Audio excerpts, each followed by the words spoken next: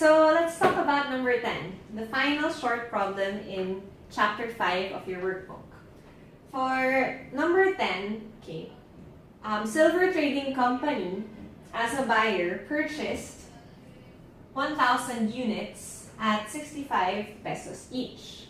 So we multiply that, we'll get 65,000, and that would pertain to the cash purchases. Now, aside from the actual purchase of the merchandise, there were some additional incidental costs, specifically government tax and storage costs. So for government tax, that's 500, and storage cost, we need to add 750.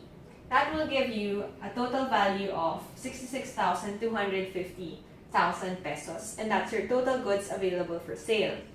Now the thing is, why are we including these two items? Okay. We need to add the values of the tax and the costs to the actual value of the merchandise so that we will be able to determine what is the real, what is the cost that we incurred for bringing in the merchandise. Also, if you take this out, okay, and you just say 65,000,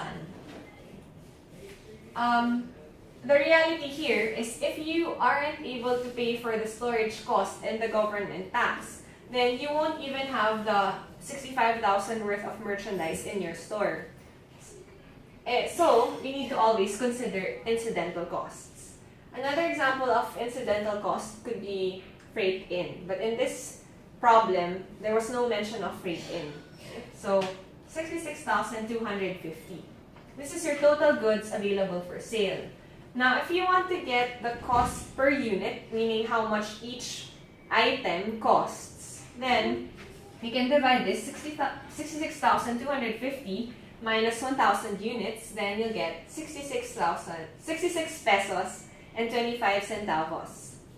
Meaning, let's say if the merchandise here was, say, markers, each marker, aside from the 65 pesos of the cost of the actual marker, you need to consider the per unit cost of the incidental costs such as the government tax and the storage cost. So in total, one marker could be 66 pesos and 25 centavos.